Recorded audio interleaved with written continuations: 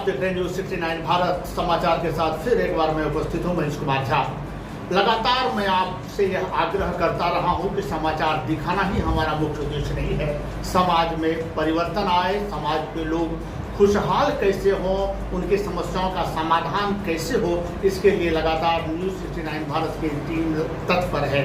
अभी हम आपको मिलाने जा रहे हैं all India diploma engineering and officials association के संयुक्त महासचिव दिलीप त्रिवेदी जी से।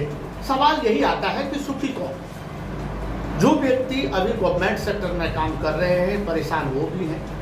गवर्नमेंट यह कहकर कंपनी को यहाँ लाई, यदि कंपनी के हाथों में हम काम देंगे तो काम सही होगा और जो वर्कर हैं उन्हें भी सही वेजेज मिलेगा। अभी तक देखा यह जा रहा है कि जो गवर्नमेंट सेक्टर में है वो कमोबेश सुखी हैं, परंतु जो कंपनी के अंदर चले गए वो तो शोषित हो रहे हैं, पीड़ित हो रहे हैं। उनके अनुसार काम मिल नहीं रहा है और यदि काम मिल रहा है तो मजदूरी या उनका पोजीशन वो नहीं मिल रहा है जो वो इच्छा रखते हैं। इनसे हम जानने का प्रयास करते हैं कि यह जो एसोसिएशन बना, चूँकि बीसीसीएल के अंतर्गत भी अनेक एसोसिएशन है, अलग अलग तरह से लोग जमा होकर काम कर रहे हैं और सरकार के पास जो अपना इनका मंतव्य है, जो इनकी मांग है वो पहुंचाने का प्रयास कर रहे हैं। इनके एसोसिएशन का क्या है मांग, क्या है इसका लक्ष्य, इनके ही जुबानी जानते हैं। दिलीप जी, क्या है ये एसोसिएशन, इसके बारे में आप बताएं जनता को। नमस्कार। हम लोग का एसोसिएशन का नाम है all India diploma engineers and officials association. इसमें डिप्लोमा होल्डर जो भी हैं वो सभी आते हैं, उसके साथ साथ जो फील्ड से हैं और वो सुपरवाइजर के पोस्ट पर बहाल होते हैं वो भी हमारे साथ ही आते हैं। उसमें माइनिंग सरदार, ओवरमैन सर्वेयर, ये सभी हमारे एसोसिएशन में जुड़ते हैं। तो हमारा संगठन का लक्ष्य है ऐसे माइनिंग सरदार और ओवरमैन जिसका ऑल इंडिया में सोशल होता है, टाइमली प्रमोशन नहीं होता है, उसको टाइमली प्रमोशन दिलाना। गैर अधिकारी वर्ग से जब उसको अधिकारी वर्ग में प्रमोशन दिया जाता है तो after passing second class examination बहुत समय लग जाता है। 10 से 12 साल का इंतजार, लंबा इंतजार करने के बाद उसको अधिकारी वर्ग में E2 में प्रमोशन दिया जाता है और 1 साल का प्रोबेशन पीरियड के बाद उसको E3 किया जाता है।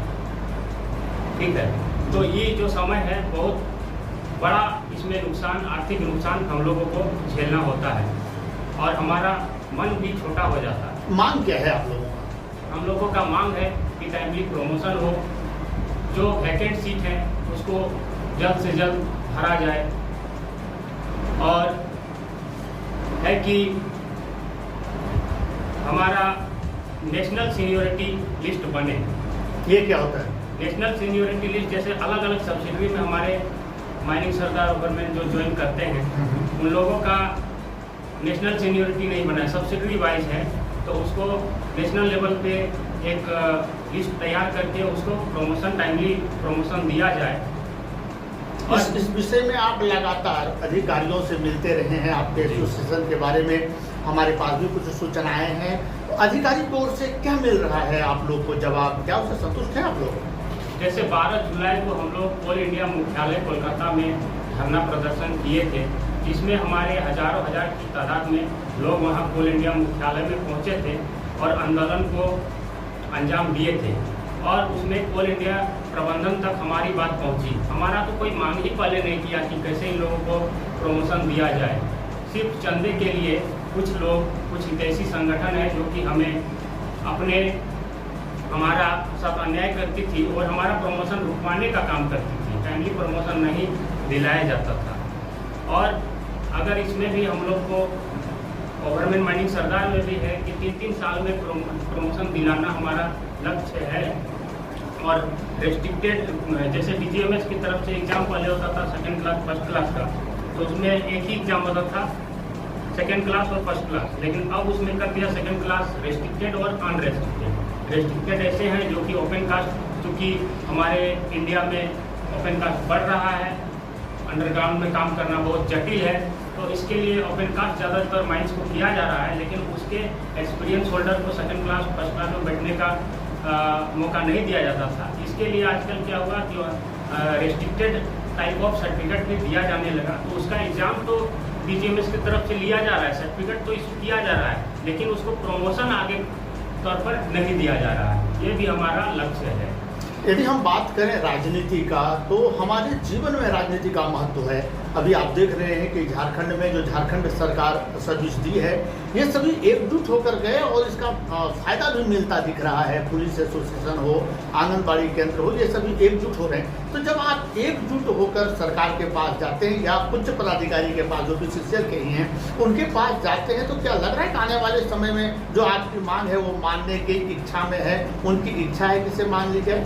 कोल इंडिया की तरफ से ये सूचनाएं मिल रही है कि हमारा मांग बहुत जल्द मांग लिया जाएगा और गैर अधिकारी वर्ग से अधिकारी वर्ग में जो वेटिंग लिस्ट में है उन लोगों का तत्काल प्रभाव से अब प्रमोशन दिया जाएगा। इसके लिए किसी राजनेता, मान लें सांसद या विधायक, किसी से आप लोग मिले जहां से आपको आश्वासन मिला हो, तो वो भी आपके आवाज़ में आवाज़ मिलाकर बात करेंगे? देखिए सर, हम लोग तो राजनीति करने नहीं आए हैं, लेकिन हम लोग का ये है, अगर हमारा मांग को मान लिया जाएगा तो हम लोग फिर इसमें शांत हो जाएंगे।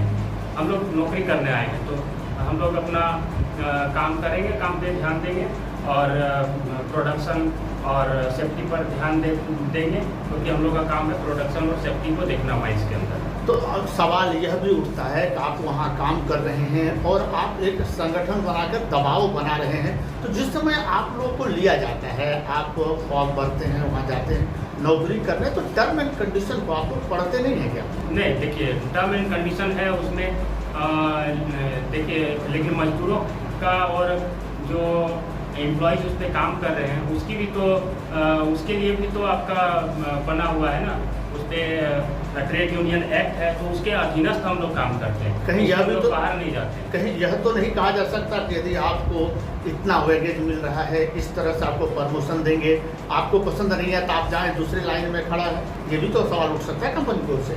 नहीं, हम लोग जो भी अपना मांग करते हैं वो कानून के दायरे में रखते हुए हम लोग करते हैं, तो इसके लिए कोई घबराने की जरूरत नहीं है।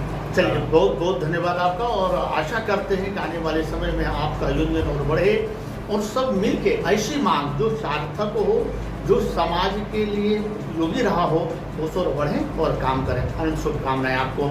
आप थे दिलीप त्रिवेदी जी, जो लगातार बता रहे थे हमारे साथ कि उनकी मांग क्या है और कैसे वो अपने साथियों के लिए लड़ाई लड़ रहे हैं, ताकि आने वाले समय में उसे प्रमोशन मिले, उनका अधिकार मिले।